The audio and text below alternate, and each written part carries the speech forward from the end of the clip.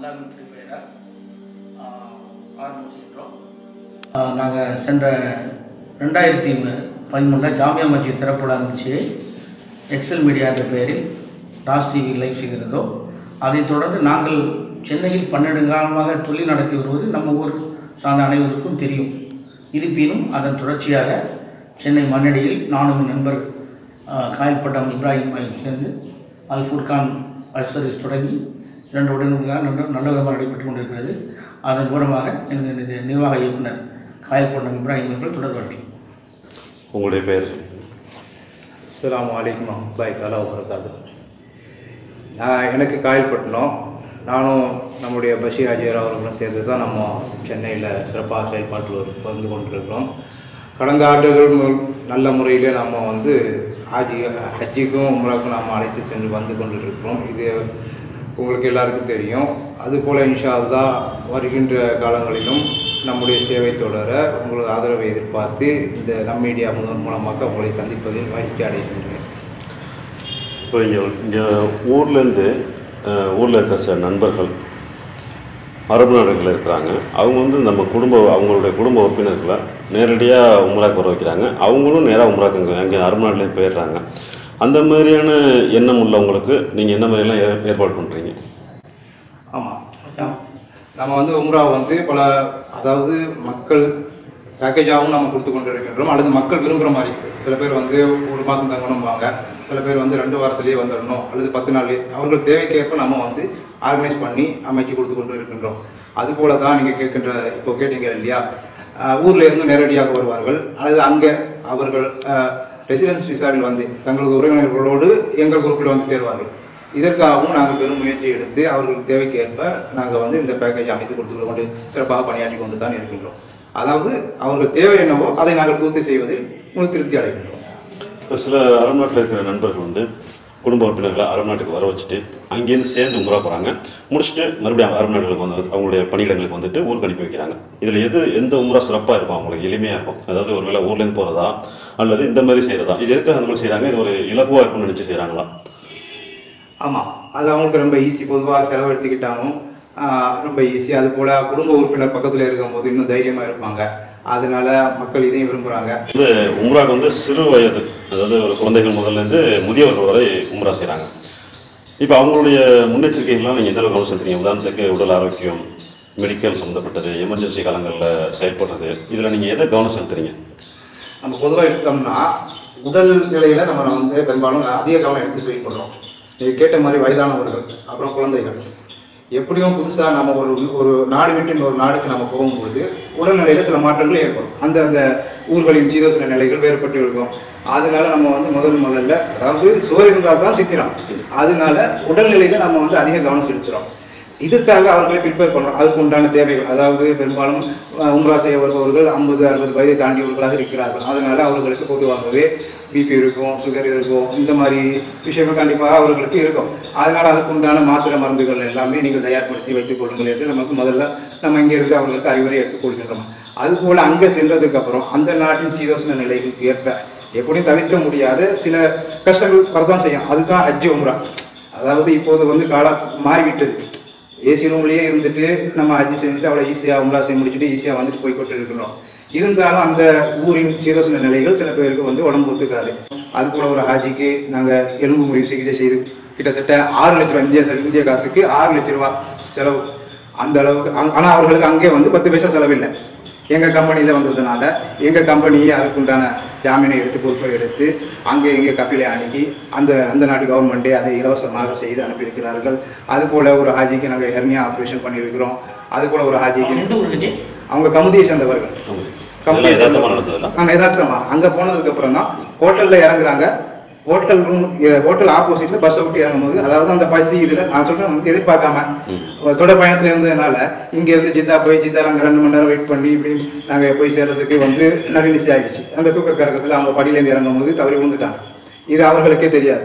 அப்படிங்கும்போது எங்கள் 2 நாள் கழிச்சு தான் அவர்களே வந்து சொல்கிறாங்க. இப்படியெல்லாம் 10 நாள் கழித்து அதுக்கப்புறம் உம்ரா செய்ய வச்சு அவர்களை நாங்கள் மதீனா கூட்டிகிட்டு போய் அப்புறமா எங்கள் ஊர் கூட்டிகிட்டு வந்த நிகழ்ச்சிகள்லாம் இருந்துருக்குது. அதெல்லாம் நாங்கள் சந்திச்சுட்டு தான் இருக்கிறோம். அதுபோல் குழந்தைகளை எடுத்துக்கிட்டிங்கன்னா அவங்களுக்கு ஏற்படக்கூடிய சிரமங்கள் இதையெல்லாம் நாங்கள் கவனத்தில் கொண்டு ஏற்கனவே எங்களுடைய கம்பெனி சார்பாக முழு இன்சூரன்ஸ் முழு இன்சூரன்ஸ் பாதுகாப்போடு தான் நாங்கள் ஆஜிகளை கூட்டிகிட்டு போகிறோம், ஆஜிகளை கூட்டிகிட்டு வரோம். அதனால் உடல்நிலை சம்பந்தமாக உங்களுக்கு இந்த பிரச்சனை வரும், அந்த பிரச்சனை வரும், நீங்கள் பயப்பட வேண்டாம். அதுபோல் சில ஆஜிகளை வந்து நாங்கள் ஆஜி கூட்டிகிட்டு போகும்போது அட்டாக் வந்திருக்கிறது. ஆஜி ரிட்டர்ன் வரும்போது ஃப்ளைட்டில் ஏறும்போது இறங்கும்போது இந்த சஃபோகேஷன், மயக்கம், வாந்தி, எந்த பிரச்சனைகள் வந்திருக்குது. அதற்காக நாங்கள் எமர்ஜென்சி லேண்டிங் வரை நாங்கள் கேட்போம். ஃப்ளைட்டில் வரும்போது சவுதியா ஃப்ளைட்டில் இந்த மாதிரி ஒரு ஹாஜிக்கு வந்து எதிர்பாராத விதமாக அட்டாக் வந்து அதற்காக நாங்கள் எமர்ஜென்சி லேண்டிங் கேட்டு அந்த மாதிரி எமர்ஜென்சி லேண்டிங்கில் சிறப்பாக முதலிலே எங்களுக்கு வந்து ரன்வே கொடுத்து ஃப்ளைட்டை இறக்கி அங்கேருந்தே நாங்கள் விஜய் ஹாஸ்பிட்டல், சென்னை விஜய் ஹாஸ்பிட்டலுக்கு அழைத்து சென்ற கதைகள்லாம் இருக்கின்றது. இதையெல்லாம் வந்து நாங்கள் சொல்கிறதுல பெருமைப்படுறோம். அதனால் நீங்கள் வந்து இந்த உடல்நிலை சம்பந்தமாகவோ இதுவோ என்ன ஆகும், இந்த பயம் உங்களுக்கு தேவையில்லை. முழுக்க முழுக்க இன்சூரன்ஸ் பாதுகாப்போட எங்கள் ஹாஜிகளை அழைத்து செல்கின்றோம். சிறப்பான செயல் செஞ்சுருக்கீங்க. இப்போ வந்து சிறு வயது குழந்தைகள், உடல் ஊனமுற்றவர்கள், உடல்நலம் குன்றியவர்கள், வயதானவர்கள், இவங்களுக்குலாம் எந்த மாதிரியான சீதோஷ்ண நிலை சவுதியை பொறுத்தவரை உம்ரா போகும்பொழுது எந்த மாதிரியான காலகட்டங்களில் அவங்க உம்ரா செஞ்சால் அவங்களுக்கு ஒரு இலகுவாக இருக்கும்? அந்த சீதோஷ்ண நிலை எந்த மாதங்களில் அவங்களுக்கு வரும்? பொதுவாக அங்கே சவுதியை பொறுத்தவரையில் நம்ம நவம்பர்ல இருந்து பிப்ரவரி வரைக்கும் இந்த சீதோஷ்ண நிலை ரொம்ப குளிரான, இப்போம்லாம் வந்து ரொம்ப அதிகமான குளிர். டிசம்பரில் கேட்க வேணாம், நம்ம நாட்டிலேயே வந்து குளிர். இப்போ டெல்லியெலாம் எடுத்திங்கன்னா பனிமூட்டம் இதெல்லாம் இப்படி இருக்குது. அங்கே வந்து குளிர் அந்த மாதிரி இருக்கிறதுனால நம்மளுக்குலாம் காது அடைச்சிடும், சில பேருக்கு வந்து கால்கள்லாம் அப்படி மறுத்து போயிடும், தூங்கிட்டு போவோம் இல்லையா, அந்த மாதிரிலாம் இருக்குது. அதனால பெரும்பாலும் வயசானவங்க, குழந்தைங்க வந்து அதாவது போதுமான சொட்டரு அந்த மாதிரி இதெல்லாம் போட்டுட்டு நம்ம தாங்கக்கூடிய சக்திகள் இருந்தால் அவர்களை வந்து இந்த மாதம், அதாவது இந்த குளிர் நாட்களில் நாங்கள் அழைத்து செல்கின்றோம். அப்படி இல்லை அவர்களை நீங்கள் பிப்ரவரிக்கு அப்புறம் வாங்க அல்லது மார்ச்சுக்கு அப்புறம் வாங்க அப்படின்னு நாங்கள் இங்கேயே அட்வைஸ் கொடுத்துட்றோம். அவங்களே கேட்பாங்க, இந்த நாட்களில் வந்தால் சிறப்பாக இருக்குமா, குளிர் இருக்குமா, வெயில் இருக்குமா, அதெல்லாம் அவங்க கேட்டு தான் வருவாங்க. அதனால நாங்கள் முதல்லையே வந்து அதை அட்வைஸ் பண்ணி அவங்களுடைய உடல்நிலைக்கு தக்கவாறு குளிர் இருக்கும், அதனால் அதுக்கு தயாரின்றா வாங்க, இல்லைன்னா இன்ஷா அல்லாஹ் நீங்கள் நியத்து வைங்க, அடுத்த மார்ச்சில் அடுத்த பிப்ரவரி நாங்கள் பிப்ரவரி கடைசியில் நாங்கள் அழைச்சிட்டு வந்து இங்கேயே நாங்கள் வந்து அறிவிச்சிடுறோம். இப்போ உம்ரா போகிறவங்களுக்குன்னு எந்த மாதிரியான பாஸ்போர்ட் தேவை, அவங்களுக்கு எத்தனை மாதங்கள் காலாவதி ஆகக்கூடிய அந்த டைமிங் எக்ஸ்பைரி ஆகக்கூடிய டைமிங் தேவை, உம்ரா போகிறவங்களுக்கான புதிய சட்டத்திட்டங்கள் சவுதியில் இப்போ என்னெல்லாம் புதுசாக அமல்படுத்துகிறாங்க, அது போக உம்ரா வரக்கூடியவங்க மெடிக்கல் செக்அப் எதுவும் பண்ணிக்கணுமா? பொதுவாக உம்ரா அழைத்து செல்பவர்களுக்கு நம்ம இங்கேயே வந்து தடுப்பூசி போட்டு தான் நம்ம கூட்டிகிட்டு போகிறோம். அதுபோல் இப்போ உம்ரா சட்டம் எடுத்துக்கிட்டிங்கன்னா தொடர்ந்து 3 வருடங்கள் நம்ம அடுத்தடுத்து உம்ரா செய்ய முடியாது. முதல்ல நம்ம உம்ரா போயிட்டோம்னா அடுத்த 3 வருஷம் கழிச்சு தான் அதுக்கு உண்டான விசா வந்து சவுதி கவர்மெண்ட் கொடுக்குது. இதற்கிடையில் நாம் செல்ல வேண்டும் என்றால் அடிஷ்னலாக 2000 ரியால் நம்ம வந்து கட்டணம் செலுத்த வேண்டும். அப்படின்றத நமக்கு உம்ரா விசா கொடுக்குறாங்க, இல்லைன்னா உம்ரா விசா கொடுக்க மாட்டாங்க. இது எதுக்குன்றால் அங்கே உள்ள அந்த நாட்டோடைய, அதாவது நம்ம இங்கேருந்து ஒரு மாதத்துக்கு 10 லட்சம் பேர் கூடுறாங்க அப்படின்னா அந்த இடத்த கட்டமைக்க வேண்டும். அங்கே உள்ள இன்ஃப்ராஸ்ட்ரக்சரை கொடுத்து இந்த ஆஜிகள் இவ்வளோ ஆஜிகள் வந்தால் தான் இதுக்கு தாக்கு பிடிக்கும் அப்படிங்கிற ஒரு முன்னெச்சரிக்கை நடவடிக்கையாக அந்த கவர்மெண்ட் அதை செய்திருக்கிறார்கள். நம்மளுடைய சேஃப்டி தான் அதுக்காக. அதாவது ஒரே நேரத்தில் 10 லட்சத்துக்கு அதிகமான மக்கள் கூடும்பொழுது என்னென்ன பேரிடர்கள் நடந்தால் எப்படி தவிர்ப்பது, அதை முன்னெச்சரிக்கையாக கொண்டு அந்த கவர்மெண்ட் இந்த சட்டத்தை அமல்படுத்தி கொண்டிருக்கிறது. அதனால நம்ம வந்து ஒரு முறை உம்ரா செஞ்சு விட்டால் அடுத்த முறை போவதற்கு நம்ம 2000 ரியால் அதிகப்படியாக செலுத்த வேண்டியது இருக்கும்.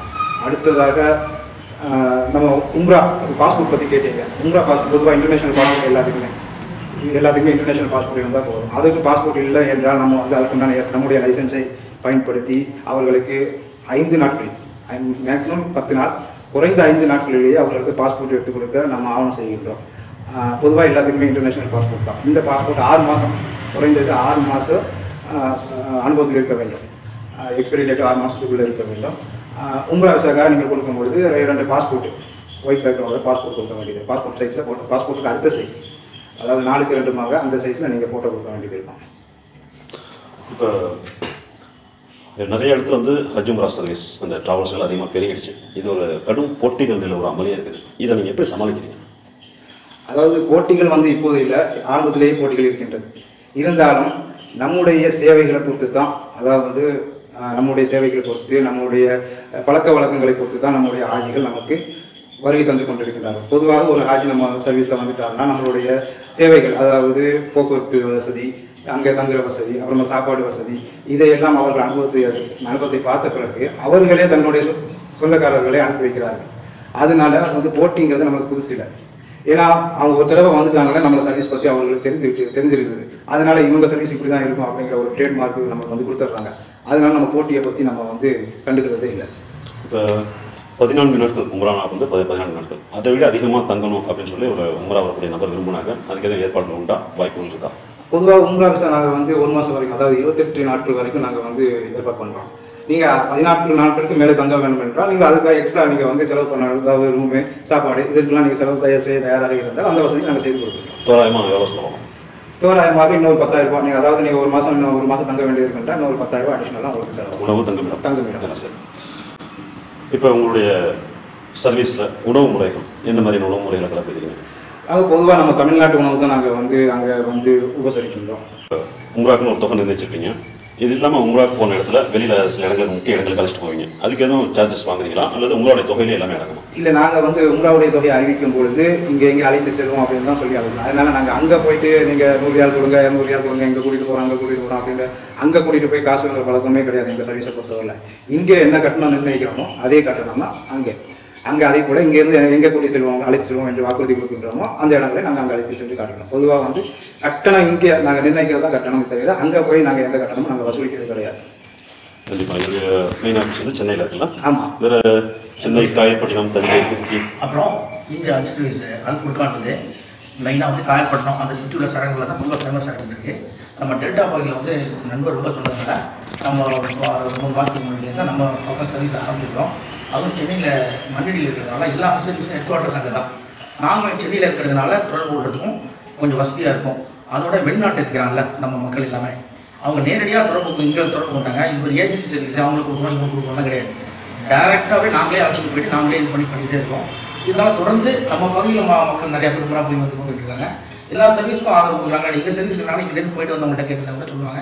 மற்றபடி இந்த நம்ம இதில் வந்து அல்ஃபுர்கானுக்கு புதுசாக தெரியும். இருந்தாலும் சென்னையில் மண்ணடியில் கேட்டிருந்தாலும் சரி, வெளியில் காயப்பட்டினம், தூத்துக்குடி, திருநெல்வேலி அந்த சைட்லாம் ரொம்ப ஃபேமஸாக நம்ம பண்ணிட்டு இருக்காங்க. எங்களுடைய ஆதரவே வந்து ஹாஜிங்களுக்கு போயிட்டு வந்து அவங்க மூலியமாக கேன்வாஸ் பண்ணுறது தான் வந்து நான் தருவோம் இது தருவோம் அப்படின்லாம் சொல்கிறதுலாம் கிடையாது. அதான் எங்கள் ஸ்பெஷாலிட்டி. கண்டிப்பாக சிறப்பாக சொன்னீங்க. உங்களுடைய பணிகள் இன்னும் மேலே சேர்க்கணும் அப்படிங்கிறத நம்முடைய சிறப்பாக வாழ்த்து தெரிவிச்சுக்கணும்.